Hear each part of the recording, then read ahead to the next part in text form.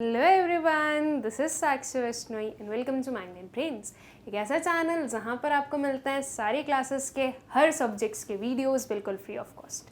So students, अब हम क्या पढ़ने वाले हैं? अब हम पढ़ने वाले हैं टाइप्स ऑफ इकोनॉमिक सिस्टम, जो कि हमारे सेकेंड चैप्टर का ही पार्ट है। कौन सा चैप्टर है हमारा? Indian economy 1950 to 1990। ओके, तो इसमें हम देखेंगे अपने टाइप्स ऑफ इकोनॉमिक सिस्टम्स। इसके प्रीवियस वाली वीडियो में हमने ओवरव्यू देखा था इस चैप्टर का, एंड आई होप कि वो आप लोगों को अच्छे से क्लियर भी होगा। नाउ स्टूडेंट्स, इकोनॉमिक सिस्टम से क्या मतलब है हमारा?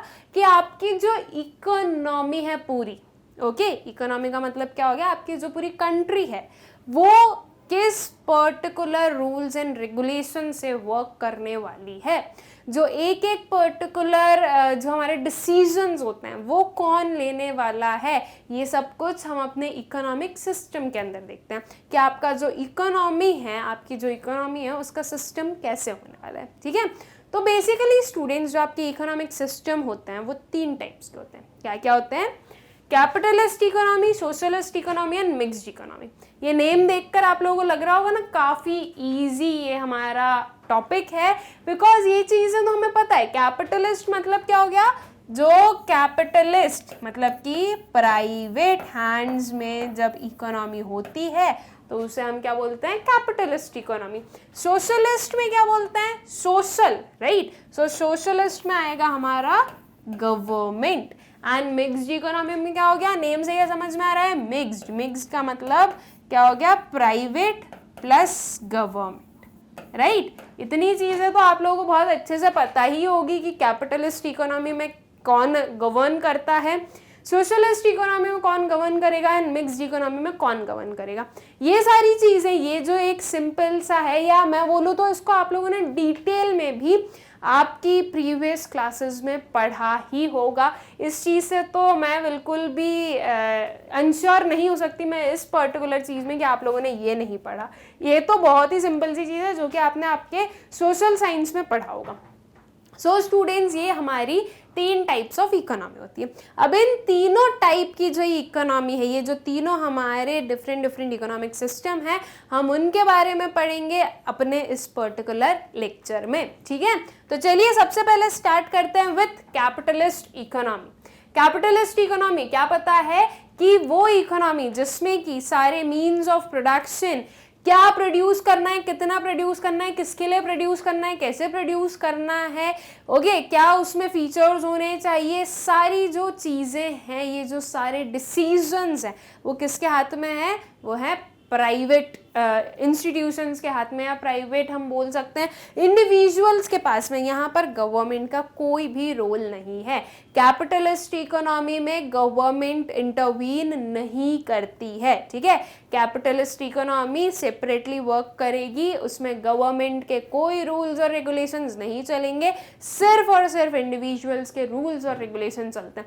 हमें अब इंडिविजुअल में ऐसा नहीं है कि मेरा मन हुआ वो रूल एंड रेगुलेशन चल रहा है, ऐसा नहीं है। अगर मैं कोई भी एक इंस्टीट्यूशन हूँ, मैं अगर ये जो प्रोडक्शन प्रोसेस है वो अंडरटेक करती हूँ, तो हाँ बिल्कुल मेरे पास में डिसीजन है कि मुझे क्या प्रोड्यूस करना है, कितना प्रोड्यूस करना है, कैसे प्रोड्यूस करना है और किसके लिए प्रोड्यूस करना है। ठीक है, तो अगर मैं एक कंपनी हूँ, मैं एक, हम क्या बोल रहे हैं कि इंडस्ट्री हूँ, या कोई भी एक अच्छा इंस्टीट्यूशन हूँ, तो मैं ये चीज़ें कर सकती हूँ। अब मैं एज एन इंडिविजुअल, मैं अगर सिर्फ एक कंज्यूमर हूँ स्टूडेंट्स, तो मैं जो हूँ ये जो सारे डिसीजंस है वो मैं नहीं ले सकती। ओके, कोई और जो ले रहा है वो हमें चलाने पड़ेंगे। ठीक है, सो आई होप कि कैपिटलिस्ट इकोनॉमी में आप लोगों को अच्छे समझ में आएगा कि प्राइवेट इंडिविजुअल से हमारा क्या मतलब है।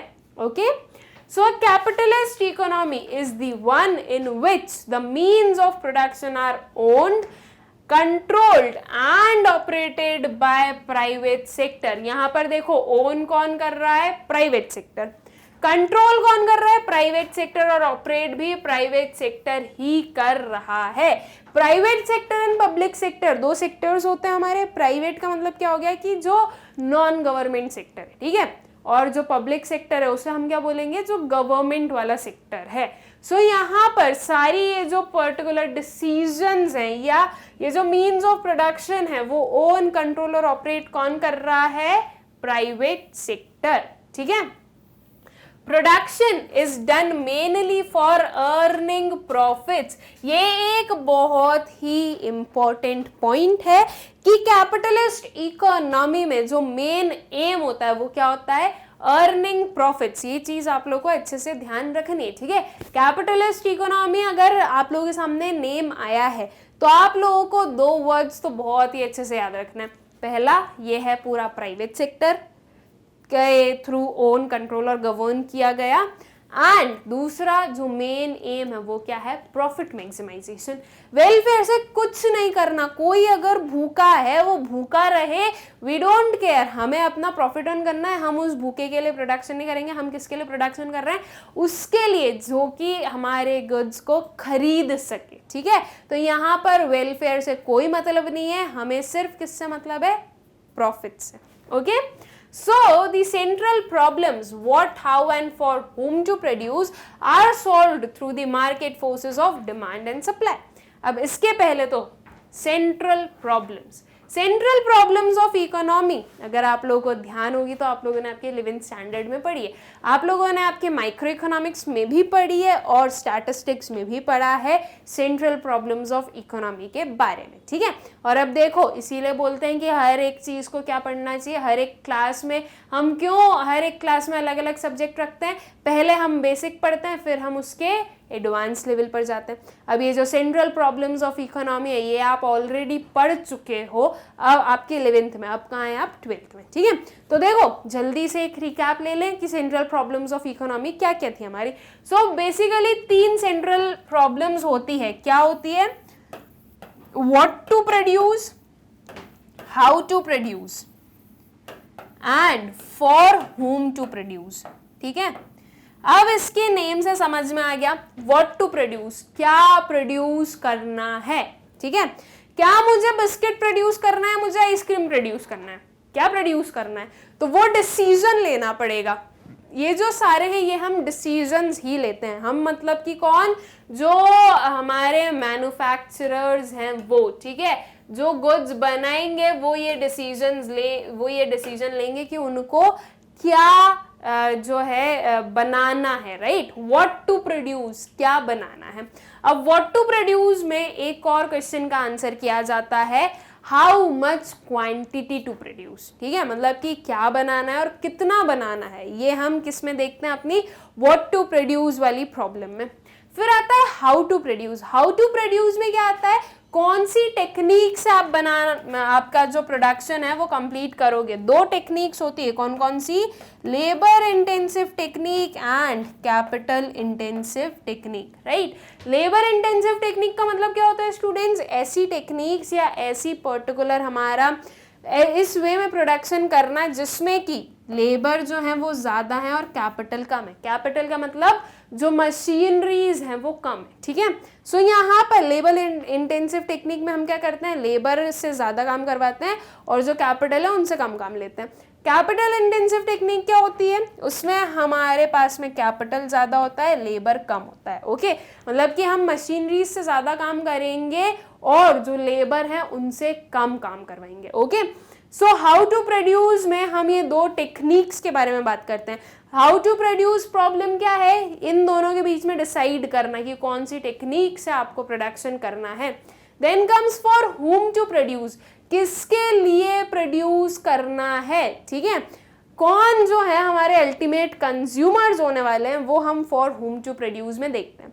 अब अगर मैं कैपिटलिस्ट इकोनॉमी की बात करूं तो यहाँ पर स्टूडेंट्स मेन एम क्या है, जो हमारी मैन्युफैक्चरर्स हैं उनका मेन एम क्या है, प्रॉफिट अर्न करना, राइट। तो फॉर whom टू प्रोड्यूस, वो किसके लिए प्रोड्यूस करेंगे, उनके लिए प्रोड्यूस करेंगे जिनके पास में बाइंग कैपेसिटी हो, या फिर इसका अगर मैं दूसरा नेम बोलूं तो परचेजिंग पावर जिसके पास में होगी उसके लिए जो है गुड्स का प्रोडक्शन किया जाएगा अंडर कैपिटलिस्ट इकोनॉमी, क्योंकि इनके पास में ये लोग एबल हैं कि ये गुड्स को खरीद पाए, तभी तो वो प्रॉफिट अर्न करेंगे, right. For whom to produce में कैपिटलिस्ट इकोनॉमी में हमें कभी भी ये देखने को नहीं मिलता है कि कोई भी वेलफेयर के लिए काम किया जा रहा है। जो मेन एम है वो क्या है, प्रॉफिट अर्न करना तो वो किसके लिए कर देंगे, जिसके पास में परचेजिंग पावर है, ठीक है। तो ये बेसिकली हमारी 3 सेंट्रल प्रॉब्लम्स है। सेंट्रल प्रॉब्लम्स क्यों बोलते हैं हम, बिकॉज इन तीनों प्रॉब्लम्स के आसपास ही जो दूसरी प्रॉब्लम्स है वो इवॉल्व करती है, या फिर मैं बोलूं कि इन तीनों प्रॉब्लम्स के कारण ही दूसरी प्रॉब्लम्स जनरेट होती है। अगर एक प्रोड्यूसर को अच्छे से पता है कि उसे क्या प्रोड्यूस करना है, कैसे प्रोड्यूस करना है और किसके लिए प्रोड्यूस करना है, तो वो अपना जो प्रोडक्शन है वो कर सकता है अच्छे से, राइट। अब जैसे कि मैं एक प्रोड्यूसर हूँ, मैं अभी प्रोड्यूसर नहीं हूँ लेकिन मैं बनने वाली हूँ प्रोड्यूसर, तो एट प्रेजेंट मेरे पास में 5 चॉइसेस हैं। मैं या तो बिस्किट का प्रोडक्शन कर लूँ, या मैं कोई सॉफ्ट ड्रिंक का प्रोडक्शन करूँ, या फिर मैं कोई जो है हमारे क्लोथ्स का प्रोडक्शन करूँ, आइसक्रीम का प्रोडक्शन करूँ, ठीक है, या फिर हम एक और ले लें कि कॉस्मेटिक्स का प्रोडक्शन करूं। तो ये मेरे पास में क्या है, 5 ऑप्शंस है। तो अब ये मेरे लिए एक प्रॉब्लम है ना कि मुझे एक डिसीजन लेना पड़ेगा, इन 5 में से एक को चूज करना है, एक ही को चूज करना है मुझे। तो अब ये क्या है, ये एक प्रॉब्लम है। तो अब इन 5 के कारण, ठीक है, ये जो 5 मेरे पास चॉइसेस थी उनके कारण जो है मैं अपना फर्दर प्रोसेसिंग नहीं कर पा रही हूँ। तो सबसे पहला काम मैं क्या करूँगी, मैं डिसाइड करूँगी कि मुझे क्या प्रोड्यूस करना है, कैसे प्रोड्यूस करना है और किसके लिए प्रोड्यूस करना है। अगर मैंने इन तीनों क्वेश्चंस के आंसर दे दिए तो मेरी जो प्रॉब्लम्स है वो क्या हो जाएंगी, खत्म हो जाएगी, राइट। या फिर मैं बोलूँ कि बहुत ही मिनिमल हो जाएगी, बिकॉज अब मुझे पता तो है कि क्या, कैसे और किसके लिए करना है, तो अब मुझे ज़्यादा प्रॉब्लम नहीं होने वाली है। सो अगर ये तीनों क्वेश्चंस के आंसर आपको मिल जाते हैं तो आपकी जो प्रॉब्लम्स है वो सॉल्व हो जाती है। और अगर इन तीनों के आंसर आपको नहीं मिल रहे हैं तो सिंपल सी चीज़ है कि क्या होगा, जो दूसरी प्रॉब्लम्स हैं वो भी जनरेट होती रहेंगी और आप जो हो इन प्रॉब्लम से बाहर नहीं निकल पाओगे, ठीक है। तो इसीलिए इन्हें क्या बोलते हैं हम, सेंट्रल प्रॉब्लम्स ऑफ इकोनॉमी बोलते हैं, ठीक है। अब जो हमारी कैपिटलिस्ट इकोनॉमी है उसमें ये जो सेंट्रल प्रॉब्लम्स होती है ये कैसे सॉल्व की जाती है, ये सॉल्व की जाती है through the market forces of demand and supply. अब ये पर्टिकुलर कंसेप्ट भी हम अपने माइक्रो इकोनॉमिक्स में पढ़ चुके हैं। किसी भी चीज का प्राइस डिटरमाइन करना कैसे करते हैं, डिमांड एंड सप्लाई से, राइट। जहां पर डिमांड और सप्लाई मीट करते हैं हम उसका वो प्राइस रखते हैं। अगर कुछ भी सप्लाई हो रहा है तो उसके लिए जरूरी है कि एक जो प्रोड्यूसर है या एक जो सप्लायर है वो ये देखे कि क्या उस पर्टिकुलर चीज की डिमांड है, ओके। अगर किसी भी एक पर्टिकुलर आइटम की डिमांड की जा रही है तो अब उस डिमांड के थ्रू जो प्रोड्यूसर्स हैं वो अपने जो प्रोडक्ट्स हैं उनमें अल्ट्रेशन कर सकते हैं, जो प्रोडक्ट्स हैं उनमें और कुछ न्यू फीचर्स ला सकते हैं या उनका जो प्रोडक्शन है वो इंक्रीज कर सकते हैं, okay. So with the help of demand and supply ये जो तीनों क्वेश्चंस हैं, ये जो तीनों हमारी सेंट्रल प्रॉब्लम्स हैं वो आंसर की जाती है under capitalist economy, okay. The 3 problems are solved in the following manner। अब ये जो तीनों प्रॉब्लम्स हैं ये कैसे सॉल्व की जाती है वो हम देख लेते हैं। So what to produce, क्या प्रोड्यूस करना है, under this system only those goods are produced that can be sold profitably either in the domestic or in the foreign market। Now I hope कि आप लोग बहुत अच्छे से well versed है इस चीज से कि डोमेस्टिक मार्केट होता है एक और एक होता है foreign market, right. Domestic market क्या हो गया, आपकी कंट्री का जो मार्केट है वो डोमेस्टिक मार्केट हो गया, एंड फॉरेन मार्केट आपकी जो कंट्री की बाउंड्रीज है उसके बाहर, अगर उसके बाहर का जो मार्केट है वो आपका फॉरेन मार्केट है, ठीक है। जो एक्सपोर्ट और इंपोर्ट होते हैं वो आपके फॉरेन मार्केट का पार्ट है, ओके। बिकॉज अगर आप एक्सपोर्ट कर रहे हो तो वो फॉरेन में जो फॉरेनर्स हैं वो लोग उसे कंज्यूम कर रहे हैं, और अगर आप इंपोर्ट कर रहे हो तो आप फॉरेन के गुड को कंज्यूम कर रहे हो। तो ये एक मार्केट चल रहा है, राइट। मार्केट क्या होता है स्टूडेंट्स, मार्केट वही होता है कि जहां पर 2 लोग आकर जो सेलिंग और परचेजिंग है वो कर सके, राइट। अब वो ज़रूरी नहीं है कि वो फिजिकल मार्केट ही होना है कि अच्छा मुझे कोई एक इन पर्सन मिलेगा, एक प्रोड्यूसर, तभी मैं उससे जो है गुड्स खरीदूंगी, ऐसा नहीं है। वो जो प्रोड्यूसर है उसने गुड्स बना दिए, उसने पहुंचा दिए मार्केट में, अब मैं किसी से भी लूँ वो मैटर नहीं करता है, ओके। सो जो आपका व्हाट टू प्रोड्यूस है, क्या प्रोड्यूस करना है, क्या प्रोड्यूस करेंगे, भाई जिस चीज की डिमांड चलेगी वही प्रोड्यूस करेंगे ना। आज मान लो डिमांड चल रही है, समर है तो डिमांड चल रही है आइसक्रीम की, ओके, लेकिन मैं प्रोड्यूस करनी नहीं हूं आइसक्रीम, ओके। मैं क्या प्रोड्यूस कर रही हूं, आप कोई भी एक विंटर का जो है प्रोडक्ट ले लीजिए, हम उसका प्रोडक्शन कर रहे हैं, तो क्या वो सेल होगा समर में? नहीं होगा। अगर मैं विंटर में एक्सेस में आइसक्रीम का प्रोडक्शन कर रही हूँ, देखो विंटर्स में भी जो है आइसक्रीम जो है वो सेल की जाती है, आइसक्रीम जो है वो कंज्यूम की जाती है, ठीक है। That depends on everyone's choice. ऐसा कुछ नहीं कि समर में ही जो है आप आइसक्रीम खा सकते हो, विंटर्स में नहीं खा सकते हो, बिल्कुल खा सकते हो, बिल्कुल कंज्यूम कर सकते हो। लेकिन अगर हम दोनों में कंपैरिजन करें, सो विंटर के कंपैरिजन में समर्स में ज़्यादा आइसक्रीम सेल होती हैं, ओके। सो अगर मैं आइसक्रीम की जब डिमांड नहीं है विंटर में और अगर मैं उसका एक्सेस प्रोडक्शन कर दूं, तो वो प्रोडक्शन किस काम का? ये आइसक्रीम का जो एक्सेस प्रोडक्शन होगा वो सिर्फ और सिर्फ स्टॉक में ही रखाना है, वो सिर्फ और सिर्फ एक स्टॉक ही बन जाएगा कि अच्छा जो गुड्स हैं वो ऑलरेडी प्रोड्यूस्ड हैं, उनका काम तो कुछ आ नहीं रहा है, राइट। तो ये चीज हमें करनी नहीं है। तो जब डिमांड नहीं होगी किसी चीज की तो वो एक जो प्रोड्यूसर होगा उसे नहीं बनाना चाहेगा, राइट। या जितनी डिमांड है, कितनी क्वांटिटी का प्रोडक्शन करना है, वो किस पर डिपेंड होगा, कितनी डिमांड है। तो व्हाट टू प्रोड्यूस जो है उसमें हम क्या देखते हैं कि व्हाट टू प्रोड्यूस वाली जो प्रॉब्लम है उसका सल्यूशन ये होता है कि सिर्फ वो गुड्स का प्रोडक्शन किया जाए जो कि प्रॉफिटेबली सेल हो सके। अब प्रॉफिटेबली सेल क्या होगी स्टूडेंट्स? वही होगी जिसकी डिमांड चल रही है, राइट। अगर आप विंटर में आइसक्रीम के बहुत ज़्यादा प्राइसेस बढ़ा दोगे तो कोई भी परचेज नहीं करना चाहेगा, या जो परचेज करेगा जिसे बिल्कुल चाहिए ही चाहिए आइसक्रीम, तो बहुत कम अमाउंट में वो है जो सेल होने वाली है, तो यहाँ पर क्या प्रॉफिट अर्न होगा? नहीं होगा, राइट। तो वही गुड का प्रोडक्शन किया जाएगा जिसकी डिमांड की जाएगी। वो डोमेस्टिक मार्केट में भी हो सकती है और फॉरेन मार्केट में भी हो सकती है, okay. Then comes how to produce. How to produce में हमने क्या देखा था? Labour intensive technique and capital intensive technique. अब देखो कैपिटलिस्ट इकोनॉमी का मेन एम क्या है? प्रॉफिट अर्न करना, राइट। तो कौन सी टेक्निक से प्रोडक्शन करना है ये डिपेंड किस पर करेगा कि किस में ज्यादा प्रॉफिट अर्न किया जा रहा है। अगर लेबर ज़्यादा चीप है आपकी जो भी कैपिटल है उनसे, तो लेबर इंटेंसिव टेक्निक का यूज़ किया जाएगा बिकॉज उससे ज़्यादा प्रॉफिट अर्न होगा, राइट। अभी हमें कम जो है अमाउंट देना पड़ेगा किसी को भी, तो ऑब्वियसली ज़्यादा जो है प्रॉफिट अर्न कर सकते हैं। लेकिन अगर लेबर बहुत कॉस्टलियर होंगे, बहुत ज़्यादा जो है उनकी वेजेस की डिमांड अगर होगी, तो दोनों में अगर कंपैरिजन करें और अगर capital intensive that is machineries अगर ज़्यादा प्रॉफिटेबल होगी, तो एक जो प्रोड्यूसर है वो कैपिटल इंटेंसिव टेक्निक पर शिफ्ट करेगा, ठीक है। तो हाउ टू प्रोड्यूस जो है वो किस पर डिपेंडेंट है कि आपके जो रेट्स हैं वो कैसे चल रहे हैं। दोनों टेक्निक्स में जो ज़्यादा प्रॉफिटेबल टेक्निक होगी वो यूज़ की जाएगी, ठीक है। So goods are produced using cheaper techniques of production. In case of cheap labor intensive methods of production are used, and in case of costly labor, capital intensive methods of production are used. ठीक है.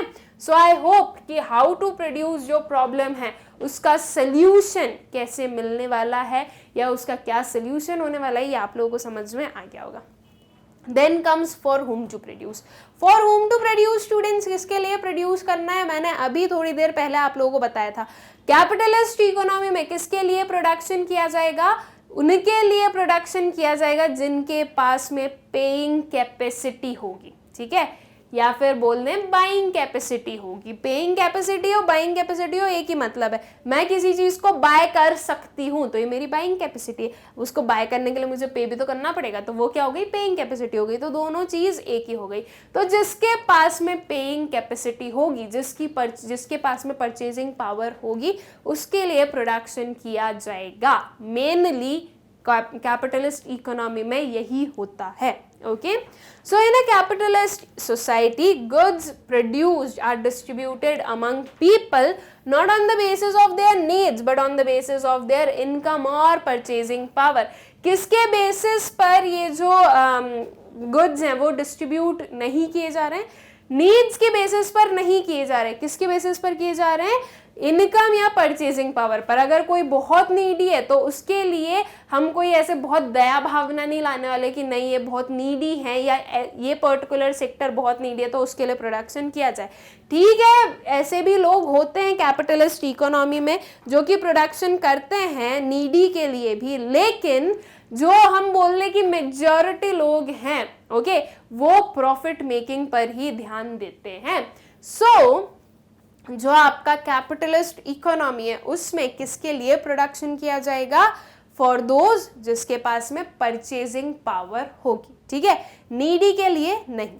सो I hope कि ये जो तीनों हमारी central problems हैं ये capitalist economy में कैसे सॉल्व की जाती है वो आप लोगों को समझ में आ गई होगी. ठीक है, सो कैपिटलिस्ट इकोनॉमी आई होप कि समझ में आ गया होगा. अब चलते हैं हमारी जो सेकेंड वाली टाइप है इकोनॉमी की उस पर. Okay, socialist economy. कौन सी इकोनॉमी होती है ये? जो कैपिटलिस्ट थी उसके जस्ट अपोजिट. कैपिटलिस्ट इकोनॉमी में क्या था स्टूडेंट्स?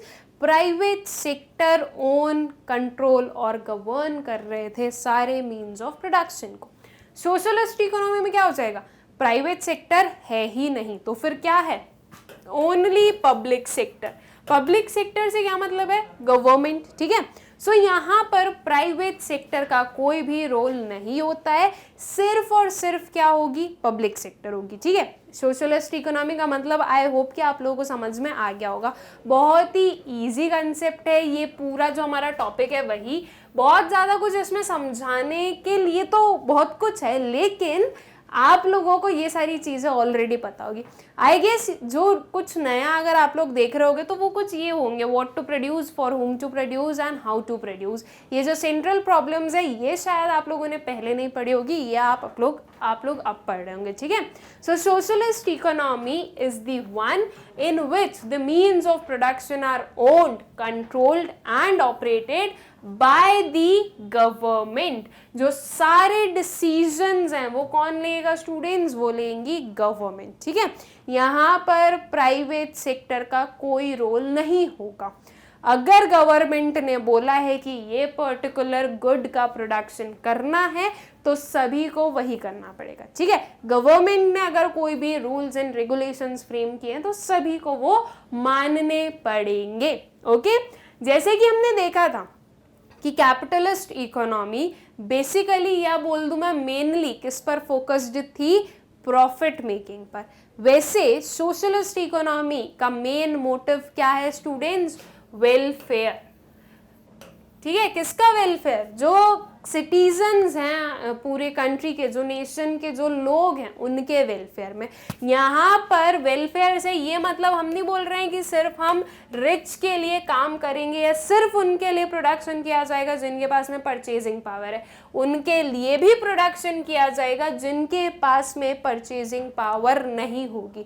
मतलब कि नीडी जो होंगे उनके लिए भी जो है प्रोडक्शन किया जाएगा, उन्हें भी जो है गुड्स सेल किए जाएंगे उस पर्टिकुलर रेट पर जिस पर ये लोग अफोर्ड कर सके. ओके, ऐसा नहीं है कि जो सोशलिस्ट इकोनॉमी है वहाँ पर कोई प्रॉफिट मेकिंग वाला मोटिव हो कि नहीं हम सिर्फ और सिर्फ उनके लिए प्रोडक्शन करेंगे जिनके पास में परचेजिंग पावर हो. ऐसा वाला केस सिर्फ और सिर्फ कैपिटलिस्ट इकोनॉमी में होता है, सोशलिस्ट इकोनॉमी में नहीं होता है.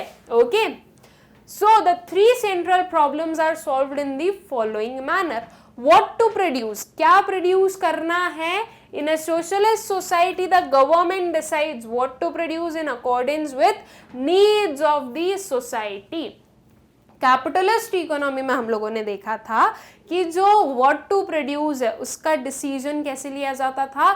With the help of market forces, right. या फिर क्या देखते थे कि जो गुड्स प्रॉफिटेबली सेल किए जा सकते हो उनका जो है प्रोडक्शन किया जाता था. राइट लेकिन सोशलिस्ट इकोनॉमी में क्या देखा जा रहा है, सोशलिस्ट इकोनॉमी में जो प्रोडक्शन है वो किसके बेसिस पर किया जा रहा है, वो किया जा रहा है नीड्स ऑफ द सोसाइटी। जो आपका नेशन है, जो आपकी सोसाइटी है या जो आपकी कंट्री है, कोई भी वर्ड यूज कर लो, जो आपकी इकोनॉमी है, कोई भी वर्ड यूज कर लो, सब कुछ सही है, तो उनके नीड्स के अकॉर्डिंग जो है प्रोडक्शन किया जाएगा। ओके जिस पर्टिकुलर चीज की नीड होगी, जो लोगों के लिए क्या हम बोल सकते हैं नेसेसिटी है कि ये तो उन्हें चाहिए ही चाहिए, उसका प्रोडक्शन किया जाएगा। ठीक है, हाउ टू प्रोड्यूस, गवर्नमेंट कैसे प्रोड्यूस करेगी, the government decides how the goods are to be produced.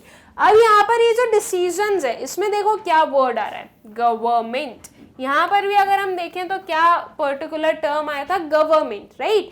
जो आपकी कैपिटलिस्ट इकोनॉमी थी स्टूडेंट्स, उसमें आप गवर्नमेंट नहीं देखते हो, उसमें क्या देखा था आपने, डिमांड एंड सप्लाई, राइट। वहां पर जो डिसीजंस लिए जाते थे वो मेनली किसके बेसिस पर लिए जाते थे, डिमांड एंड सप्लाई के बेसिस पर। लेकिन जो सोशलिस्ट इकोनॉमी है उसमें जो डिसीजंस है वो कौन ले रहा है, गवर्नमेंट ले रही है। ठीक है, सोशलिस्ट इकोनॉमी की जब बात आए या सोशलिस्ट इकोनॉमी जब जो टर्म है वो पॉपअप करे, तो आपको क्या ध्यान रखना है कि यहाँ पर होगा government sector and main aim क्या होगा, वेलफेयर। ठीक है, ये दो टर्म्स जो हैं वो याद रखो, गवर्नमेंट सेक्टर बोल दो या प्राइवेट सेक्टर पब्लिक सेक्टर बोल दो, दोनों चीज सही होगी। ठीक है, और मेन एम क्या हो गया उनका, वेलफेयर हो गया। तो ये दो टर्म्स हमें ध्यान रखना है।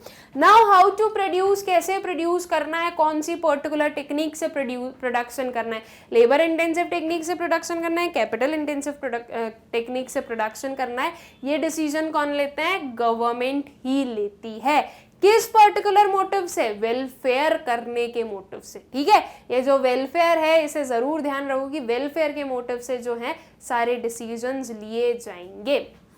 फॉर हुम टू प्रोड्यूस, किसके लिए प्रोडक्शन होगा, तो देखो अभी हमने यहाँ पर देखा कि प्रोडक्शन कौन से पर्टिकुलर गुड्स का प्रोडक्शन किया जा रहा है, वो किसके अकॉर्डिंग डिसीजन लिया जाता है, according to the needs of the society. तो जब नीड्स के अकॉर्डिंग प्रोडक्शन किया जा रहा है गुड्स का, तो ऑब्वियसली चीज क्या है कि फॉर हुम टू प्रोड्यूस में क्या आएगा, किसके लिए प्रोडक्शन हो रहा है, नीडी लोगों के लिए। नीडी का मतलब क्या हो गया, जिसे जरूरत है। अब नीडी में ये नहीं है कि सिर्फ पुअर आते होंगे। अगर मुझे कोई एक प्रोडक्ट चाहिए तो मैं क्या हूँ, मैं नीडी हूँ, उस प्रोडक्ट के लिए मैं क्या हूँ, एक नीडी पर्सन हूँ, बिकॉज मुझे वो प्रोडक्ट चाहिए है, राइट। सो नीडी में हम ये नहीं बोलेंगे कि सिर्फ पुअर आते हो, नीडी इट मीन्स व्हाट, जिससे भी कोई भी एक पर्टिकुलर आइटम की नीड हो। ठीक है, so distribution under socialism is supposed to be based on what people need and not on what they can afford to purchase. ठीक है, अब जो सोशलिज्म है या सोशलिस्ट इकोनॉमी है, उसमें जो डिस्ट्रीब्यूशन है गुड्स का वो किसके बेसिस पर किया जाना चाहिए, What people need, लोगों को क्या चाहिए उस पर जो है क्या होगा, उस पर जो है डिस्ट्रीब्यूशन किया जाएगा। उस पर्टिकुलर चीज पर नहीं किया जाएगा कि what they can afford, afford की बात नहीं लाना है, मतलब कि हमें परचेजिंग पावर को यहाँ पर सोशलिस्ट इकोनॉमी में नहीं घुसाना है। ओके, सोशलिस्ट इकोनॉमी में हमें क्या ध्यान रखना है कि ये वेलफेयर के लिए की जाती है और यहाँ पर लोगों की नीड्स के अकॉर्डिंग जो वो प्रोडक्शन किया जाएगा और नीड्स के अकॉर्डिंग ही डिस्ट्रीब्यूशन किया जाएगा।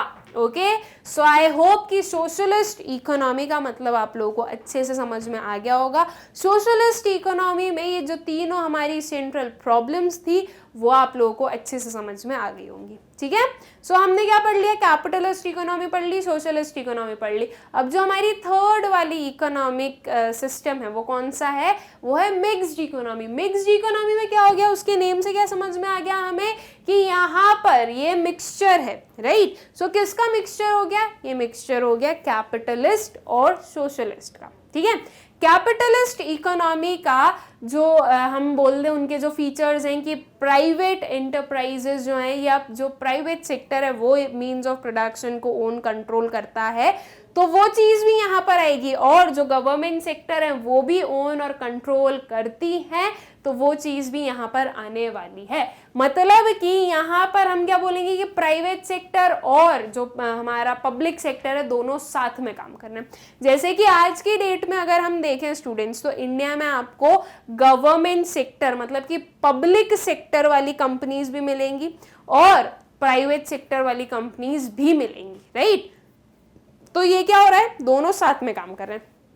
जो प्राइवेट सेक्टर होगा वो अपना जो प्रॉफिट मैक्सिमाइजेशन है वो वाला गोल कंप्लीट करेगा, और जो गवर्नमेंट सेक्टर होगा दैट मीन्स जो प्राइवेट पब्लिक सेक्टर होगा वो क्या करेगा, वेलफेयर वाला गोल कंप्लीट करेंगे, ठीक है। तो देखो दोनों चीजें साथ ही साथ में चलती जाएगी, वेलफेयर भी हो रहा है, प्रॉफिट भी हो रहा है। जब प्रॉफिट मैक्सिमाइजेशन इंक्रीज होगा तो हमारी जो कंट्री है उसकी ग्रोथ भी इंक्रीज होगी। कैसे इंक्रीज होगी, देखो सिंपल सी चीज है, कोई भी एक प्राइवेट कंपनी है, उन्होंने कुछ भी प्रोडक्शन किया, किस पर्पज से, प्रॉफिट अर्न करने के पर्पज से, तो वो कुछ ना कुछ फीचर्स उसमें ऐड करते जा रहे हैं, वो लोगों को एम्प्लॉयमेंट दे रहे हैं। बिकॉज जब वो लोग कोई भी एक प्रोडक्शन करेंगे तो उन्हें क्या चाहिए, काम करने वाले भी चाहिए। अब हो सकता है वो प्रॉफिट अर्न करते जा रहे हैं तो उनकी कंपनी और एक्सपांड होते जा रही है और एक्सपांड हो रही है, तो देखो क्या होगा, और न्यू प्रोडक्ट्स आएंगे, न्यू प्रोडक्ट्स आ रहे हैं, मतलब कि हमारी इकोनॉमी में एडवांसमेंट हो रहा है, उसके साथ में एक्सपेंशन हो रहा है, तो एम्प्लॉयमेंट बढ़ेगा। तो जो अनएम्प्लॉयड हैं वो जो अनएम्प्लॉयड है वो उन्हें भी क्या मिल सकता है, काम मिल सकता है। तो देखो प्रॉफिट मैक्सिमाइजेशन से क्या हो रहा है, ग्रोथ हो रही है। सो प्रॉफिट मैक्सिमाइजेशन जो एम है वो होना भी जरूरी होता है। और वेलफेयर से क्या होगा, जो पब्लिक सेक्टर है, जैसे कि अभी मैंने बोल दिया कि प्रॉफिट मैक्सिमाइजेशन से गोल हो रहा है, तो फिर हम वेलफेयर क्यों करना है, जब हमें ग्रोथ ही करवानी है तो वेलफेयर क्यों करना है। तो देखो वेलफेयर क्यों करना है, जो कैपिटलिस्ट इकोनॉमी में दैट मीन्स जो प्राइवेट सेक्टर से जो आपको ग्रोथ दिखेगी वो हो सकता है कि सिर्फ और सिर्फ एक किसी सेक्टर के लिए ही ग्रोथ हो रही हो। जो रिच है वो अल्ट्रा रिच होते जा रहे हो, जो मिडिल मैन है ठीक है उनकी भी थोड़ी ग्रोथ हो रही है उनकी इनकम वगैरह में, लेकिन जो पुअर हो उनके लिए वो चीज और ज्यादा खतरनाक होती जा रही हो, ऐसी चीजें हो सकती हैं। तो जो पब्लिक सेक्टर है वो आएंगे हमारे पिक्चर में, दैट मीन्स जो गवर्नमेंट सेक्टर है वो आए हमारे पूरे लाइमलाइट में, वो जो है सारे डिसीजंस लेंगे, वो सारी जो उनकी प्रोसीजर्स हैं वो किसके लिए करेंगे, वेलफेयर के लिए। तो उसकी वजह से क्या होगा, जो पुअर हैं वो और ज्यादा पुअर नहीं होंगे, हो सकता है वो पुअर वो वेलफेयर जो उनका एक एम है उसकी वजह से वो जो पुअर हैं उनकी भी ग्रोथ होने लगे, राइट। तो हमारा जो इंडिया है उसमें दोनों इकोनॉमी का मिक्स होना जरूरी है। अगर मैं बोल दूं सिर्फ कैपिटलिस्ट इकोनॉमी है तो वो चीज भी क्या हो जाएगी, गलत हो जाएगी, या वो चीज भी हम बोल सकते हैं फेवरेबल नहीं होगी हमारी कंट्री के हिसाब से, बिकॉज यहाँ पर इनकम इन इक्वालिटी बहुत ज्यादा है, ओके। तो इसलिए सिर्फ कैपिटलिस्ट इकोनॉमी वर्क नहीं कर सकती। अगर मैं बोलूं कि सिर्फ सोशलिस्ट इकोनॉमी को वर्क करवा लो तो वो भी पॉसिबल नहीं है या वो भी सही नहीं है। उसका रीजन क्या है, तो देखो स्टूडेंट्स जो सोशलिस्ट इकोनॉमी है उसमें मेन एम है वेलफेयर करना। तो अगर गवर्नमेंट सिर्फ वेलफेयर पर ध्यान देगी तो ग्रोथ पर कैसे ध्यान देगी, राइट। जो कंट्री है उसका जीडीपी कैसे इंक्रीज करवाएगी अगर वो सिर्फ और सिर्फ वेलफेयर पर ध्यान देगी तो। लेकिन वेलफेयर करना भी जरूरी है, बिकॉज सारे जो लोग इस कंट्री में रिसाइड करते हैं उन्हें एटलीस्ट 2 वक्त का खाना अच्छे से मिल जाए, ये हम लोग सोचते हैं, राइट। तो वेलफेयर करना भी क्या है, जरूरी है। अदरवाइज क्या होगा, जो पुअर हैं वो अल्ट्रा पुअर बनते जाएंगे और वो चीज बिल्कुल भी हमारी इकोनॉमी के लिए अच्छी नहीं होगी। वेलफेयर के थ्रू जो इनकम इनइक्वालिटी है वो थोड़ी किस में रहेगी, लिमिट्स में रहेगी, राइट। तो इसलिए वेलफेयर भी जरूरी है और प्रॉफिट मैक्सिमाइजेशन भी जरूरी है। इसलिए सिर्फ कैपिटलिस्ट या सिर्फ सोशलिस्ट जो है वो वर्क नहीं कर सकता हमारी कंट्री में, दोनों को मिक्स होना जरूरी है। And here comes our mixed economy. यहाँ पर हम सोशलिस्ट इकोनॉमी के फीचर्स भी देखते हैं एंड कैपिटलिस्ट इकोनॉमी के फीचर्स भी देखते हैं, ठीक है। So a mixed economic system refers to a system in which the public sector and the private sector are allotted their respective roles for solving the central problems of the economy, ठीक है। यहाँ पर ये जो central problems of the economy है, what to produce, how to produce and for whom to produce, ये जो तीनों जो हम बोले कि central problems हैं, इन्हें पब्लिक सेक्टर और प्राइवेट सेक्टर साथ में मिलकर सॉल्व करते हैं। जहां पर पब्लिक सेक्टर को सॉल्व करना होता है पब्लिक सेक्टर सॉल्व करता है, और जहां पर प्राइवेट की जरूरत होती है प्राइवेट सेक्टर सॉल्व करते हैं, ठीक है।